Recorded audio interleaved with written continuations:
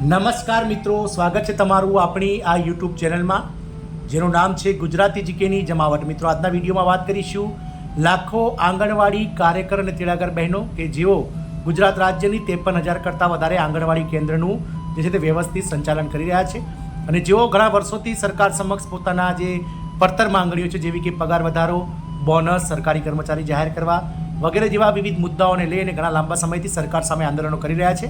પરંતુ સરકારે જે છે તે મિત્રો દર વખતે આ બહેનોને નિરાશ કરી છે. મિત્રો, આ વખતે બજેટમાં નિર્મલા સીતારામન સમક્ષ જે છે તે 2024-25ના જે બજેટમાં આ કર્મચારીઓ જે છે તે મિત્રો પોતાના પગાર વધારા તેમજ વિવિધ જે પડતર માંગણીઓ સરકાર સમક્ષ મૂકેલી છે તેને લઈ અને મિત્રો સરકાર કંઈક સુખદ જાહેરાત કરશે તેવી આશાઓ રાખીને બેઠા હતા. પરંતુ આ વખતે પણ આ કર્મચારીઓને નિરાશા સાંપડી છે અને સરકારે કોઈપણ જાતની જાહેરાત આ કર્મચારીઓ માટે કરી નથી જતું.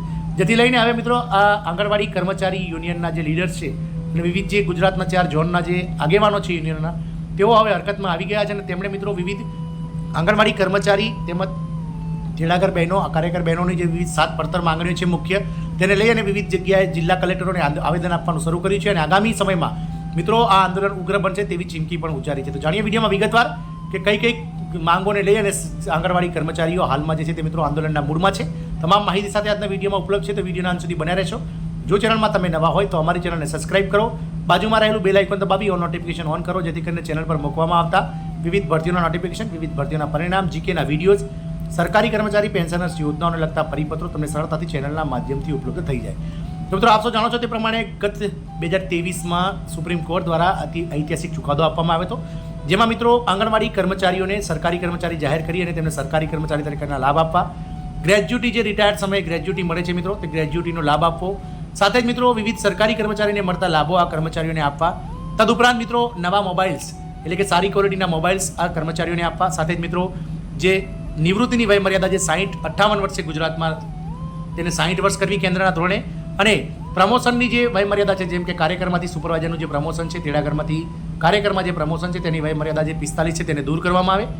સાથે જ મિત્રો આપ સૌ જાણો છો તે પ્રમાણે ગત વખતે જે ચુકાદો આવ્યો હતો 2023માં ઐતિહાસિક કે સુપ્રીમ કોર્ટમાંથી કે આ કર્મચારીઓને સરકારી કર્મચારી જાહેર કરવામાં આવે તો એ ખૂબ જ મહત્વનો મુદ્દો હતો અને સાથે જ પગાર વધારો કરવો, કારણ કે ઘણા લાંબા સમયથી આપ સૌ જાણો છો તે પ્રમાણે કેન્દ્ર સરકાર દ્વારા 6 વર્ષ કરતાં વધારે સમયગાળો વીતી ગયો છે અને કેન્દ્ર સરકાર દ્વારા જે આ માનદ વેતન પ્રોજેક્ટ જે છે તે કેન્દ્ર સરકાર દ્વારા ચલાવવામાં આવે છે.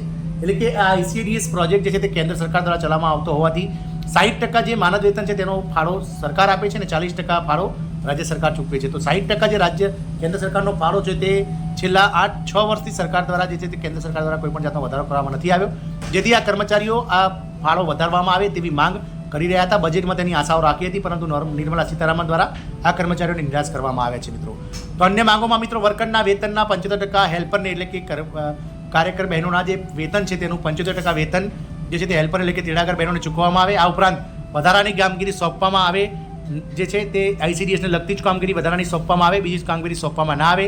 આંગણવાડી વર્કર્સ અને તેડાગર બહેનોને ESIC તેમજ પેન્શનના લાભો આપવામાં આવે અને વર્કરોને પગારી રજા તેમજ માંદગીની રજામાં જે છે તે વધારો કરવામાં આવે. મિત્રો, આમ મિત્રો આંગણવાડી કર્મચારીઓ દ્વારા અલગ અલગ 7 માંગણીઓ સાથે આવેદનપત્ર આપીને માંગણી પૂરી કરવા બાબતે રજૂઆત કરવામાં આવી છે, જેમાં વર્ષ 2005થી સેવા બજાવતા આંગણવાડીના જે કર્મચારી તેડાગર કાર્યકર બહેનો છે તેમને કાયમી કરી ફિક્સ પગાર આપવામાં આવે. હાલમાં ગુજરાત રાજ્યમાં વર્ગ 3ને 26,000 રૂપિયા અને વર્ગ 4ને 21,000 રૂપિયા માસિક ફિક્સ વેતન આપવામાં આવે છે. આથી કાર્યકર બહેનોને વર્ગ 3માં 26,000 રૂપિયા માસિક ફિક્સ વેતન અને તેડાગર બહેનોને વર્ગ 4માં 21,000 રૂપિયા માસિક ફિક્સ વેતન ચૂકવવામાં આવે. આ ઉપરાંત મહારાષ્ટ્ર, આંધ્રપ્રદેશ, પંજાબ, મધ્યપ્રદેશ, તેલંગાણા, તમિલનાડુ સહિતના રાજ્યોમાં જે ફિક્સ વેતન અને ઇન્સેન્ટિવ ચૂકવવામાં આવે છે તે પ્રકારે ગુજરાતમાં પણ મિત્રો ઇન્સેન્ટિવ અને ફિક્સ પગાર ચૂકવવામાં આવે. દર મહિનાની 1 થી 10 તારીખ સુધીમાં વેતનની ચૂકવણી કરવામાં આવે. આપ સૌ જાણો છો તે પ્રમાણે ગુજરાતમાં આંગણવાડી બહેનોના પગારના જે છે તે કોઈ ઠેકાણા હોતા નથી, કોઈ તારીખ ફિક્સ હોતી નથી. બાકી રહેલા તમામ ચૂકવણા તાત્કાલિક પૂરા કરવામાં આવે. આ સાથે જ મિત્રો આશા વર્કર બહેનને દર વર્ષે 2 જોડી કપડાં આપવામાં આવે, ડ્રેસ આપવામાં આવે. વર્ષ 2019માં અને વર્ષ 2022માં નક્કી કરાયું હતું પરંતુ ડ્રેસ આપવામાં આવ્યો નથી, તો તાત્કાલિક ડ્રેસ આપવામાં આવે અને ડ્રેસની સિલાઈના 1000 રૂપિયા ચૂકવવામાં આવે. નિવૃત્તિ સમયે પેન્શન અને ગ્રેજ્યુટીનો લાભ આપવામાં આવે. આશા વર્કર બહેનોને વર્ષે 30 રજાની જોગવાઈ કરવામાં આવે. વર્ષમાં એક ટાઈમ 10,000 રૂપિયા બોનસ પેટે આપવામાં આવે. એવી અલગ અલગ 20 જેટલી માંગણીઓ સાથેનું આવેદનપત્ર જિલ્લા કલેક્ટરે આપવામાં આવી છે. 1000 જેટલી મહિલાઓએ એકઠા થઈને વિરોધ પ્રદર્શન કર્યું હતું અને રજૂઆત કરી હતી. જો આ માંગણીઓનું નિરાકરણ નહીં આવે તો આગામી દિવસોમાં આ ચોક્કસ મુદતની હડતાલ કરીને વિરોધ પ્રદર્શન કરવામાં આવશે મિત્રો. આમ આંગણવાડી કર્મચારીઓ અને આશા વર્કર બહેનોને લઈ અને હવે ફરીથી મિત્રો આ જેમના યુનિયનો છે તે હરકતમાં આવી ગયા છે અને ટૂંક સમયમાં જો સરકાર તેમની કોઈ માંગણીઓ પર વિચાર નહીં કરે તો ટૂંક જ સમયમાં મિત્રો આ બંને સમર્ગો એટલે કે આશા વર્કર અને આંગણવાડી કર્મચારીઓ હડતાલ પર અચોક્કસ મુદતની ઉતરશે તો નવાહી નહીં. જય હિન્દ.